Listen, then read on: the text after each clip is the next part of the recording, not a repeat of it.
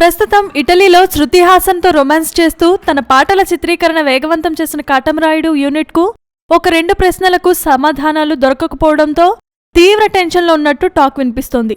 ఈ మూవీని మొదట్లో ఈ నెల 29న విడుదల చేద్దామని భావించిన పవన్ ఇచ్చిన స్పష్టమైన సూచనతో ఈ మూవీని మార్చి 24న విడుదల చేయడానికి రంగం సిద్ధం చేస్తున్నారు.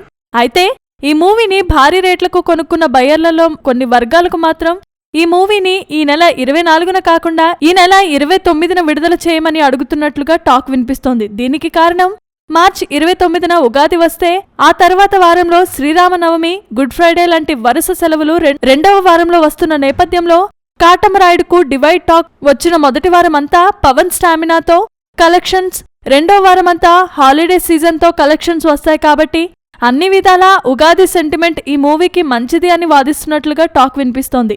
దీంతో ఈ సినిమా రిలీజ్ డేట్ కు సంబంధించి కొంత అయోమయం ఈ సినిమా దర్శక నిర్మాతలను పవన్ ను వెంటాడుతున్నట్లుగా టాక్ వినిపిస్తోంది. అయితే ఇదిలా ఉండగా ఈ మూవీ రెండో సాంగ్ కూడా బయటకు రావడానికి రంగం సిద్ధమైంది.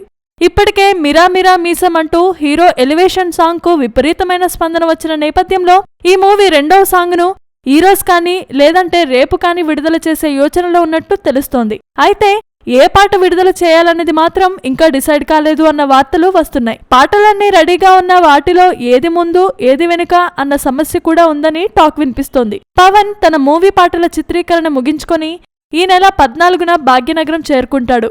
దీంతో ఈ మూవీ ప్రీ రిలీజ్ ఫంక్షన్ కు 18న నిర్వహించడానికి ఏర్పాట్లు మొదలు పెట్టేశారు అని తెలుస్తోంది. తెలుస్తున్న సమాచారం మేరకు ఈ మూవీ ఫస్ట్ హాఫ్ మొత్తం వర్క్ ఫినిష్ అయిపోయింది.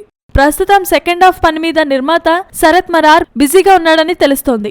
ఈ సినిమా ఎడిటింగ్ పూర్తి చేయడం కోసం శరత్ మరార్ తాను ఇటలీ వెళ్లకుండా ఇక్కడే ఉండిపోయాడని కూడా అంటున్నారు.